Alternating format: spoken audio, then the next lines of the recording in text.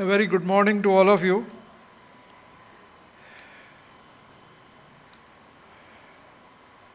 I hope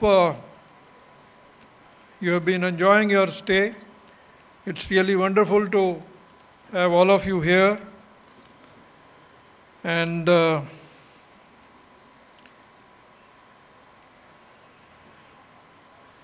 in fact, this International Yoga at Parmarth Niketan is the brainchild of Swamiji here, Swami Chidanand Saraswati ji, and it has not only been able to convey the essence of yoga, but it has also been able to motivate a large number of people, not only in India but also abroad. And the presence of a large number of international delegates is a manifestation of that.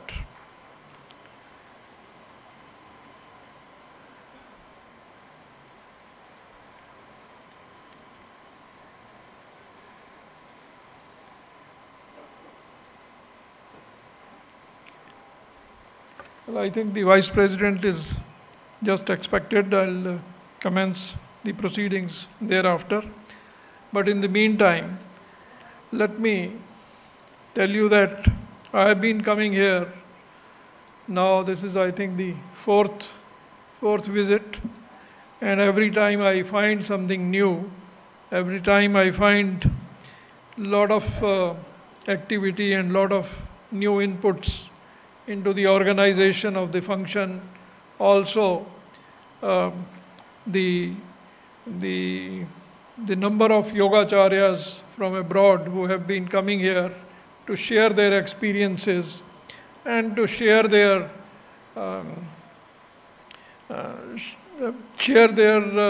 activities in the respective countries, that has been extremely useful. That has been extremely useful in the sense that we are then trying to imbibe all those things into our own program here. And as Mr. Alphonse mentioned,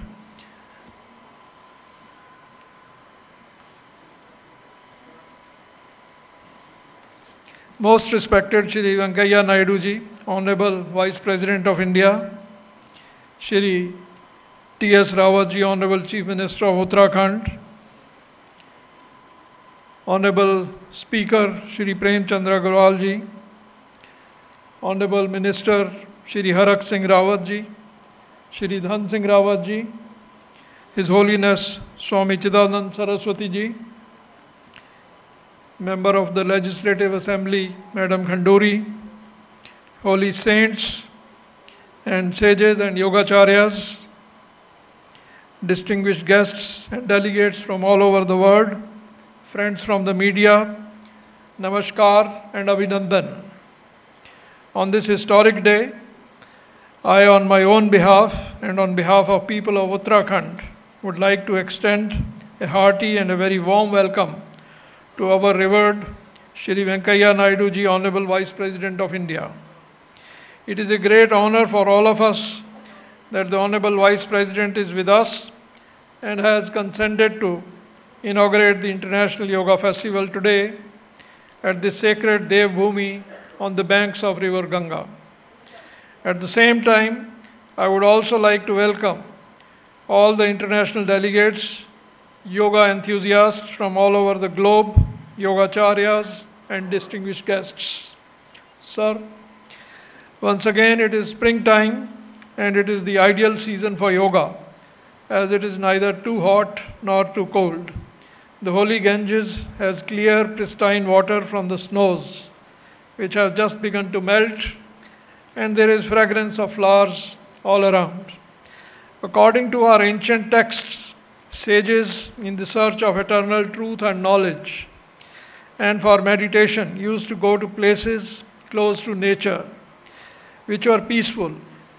Hills and forested areas being relatively close to nature and peaceful, the holy saints came to this area in their pursuit, and that is how Uttarakhand became Dev Bhumi. That is the land of holy men and also the birthplace of yoga. It is from Dev Bhumi, Uttarakhand, that yoga originated and has now spread in the entire world. It is wonderful to see year after year all of you from across the world and from every walk of life gather here to participate in this festival of yoga and spirituality. Friends, Rishikesh today is undoubtedly the yoga capital of the world. Here, yogis began their journey to the depths of yoga hundreds of years ago, and I invite you to learn and experience here and then to touch others across the world with your sublime experiences gained at this holy place. I also call upon you to pledge here on the banks of Mother Ganga, in the lap of the Himalayas, to be the torch-bearers of peace, healing, oneness of our world, which is so desperately needed today, and apply teachings of yoga to every aspect of your lives. The Sanskrit word yoga is derived from the root yuj, which means union. The supreme union of individual mind and cosmic mind is yoga. In this Yoga Sutras, Patanjali advocated the eightfold path of Ashtanga Yoga. Its 8 limbs being yam, niyam, regulating moral rules and observations, asanas, that is postures of bodily restfulness, pranayam, that is breath control, pratyahar, dharana, dhyan, and that ultimate is the samadhi, that is the liberation of the soul. These 8 branches are closely related to every aspect of human life. Contrary to popular perception, asana is only one aspect of yoga. It can never represent yoga comprehensively. In its entirety, yoga is a science well knit through its disciplines for attaining supreme bliss.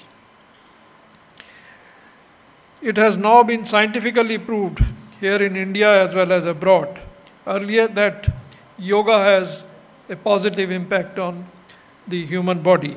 Earlier people used to say that evidence about yoga is only anecdotal, but now research has been carried out and its scientific basis has been very well established. For a long time it used to be considered to be unscientific, but now it has been published. It has been published and all its scientific basis has been brought out in respected research journals. It is also born out of psychology and philosophical nature. The ultimate aim of practice of yoga also today is to move into a state where the mind and the body are in equilibrium with our surroundings and the nature. This is a difficult process but can be achieved through practice of deep meditation. These days, when the life is moving at a very fast pace and people are stressed out and tend to lose patience at the drop of a hat, the yogic process of meditation, breath control, pranayam, helps maintain balance. The ultimate aim is harmony with nature, but that requires almost a lifelong pursuit. Including pranayam in our daily routine has helped many people to reduce and quit smoking. Also, many de-addiction centers have found yoga to be extremely useful. Yoga is helpful not just for physical health, but it also helps to overcome a number of other problems like stress, depression, frustration. Through our untiring and very sincere efforts of our Prime Minister, yoga has now become a worldwide movement and it is being observed internationally. Swami Vivekananda said that ultimate goal of all mankind, the aim and end of all religions is but one: reunion with God. Both the goal and the methods employed for reaching it are called yoga. The different forms of yoga that we teach are adapted to different natures and temperaments of men. His views on yoga can go a long way in inspiring our youth to take this path. This event at Parmarth has brought together yoga exponents and students from all over the world. It draws yogis, students, seekers, and health conscious from across the world and to the banks of Ganga to imbibe the ancient secrets of yoga. This annual festival is an important event in the calendar of Uttarakhand. Swami Chidanand Saraswati ji has been president of Parmarth since 1986.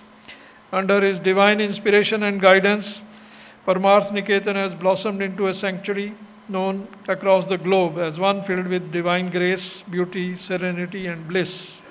It has successfully managed to bring together a truly diverse group of saints and yogis, as well as a host of yoga experts from around the world to facilitate better learning about yoga and understand its true meaning. With these words, I would once again like to thank the Honorable Vice President for his presence and to Swamiji for inviting me. And once again, I would like to welcome all our foreign delegates to this yoga festival. Thank you very much, and Jai Hind.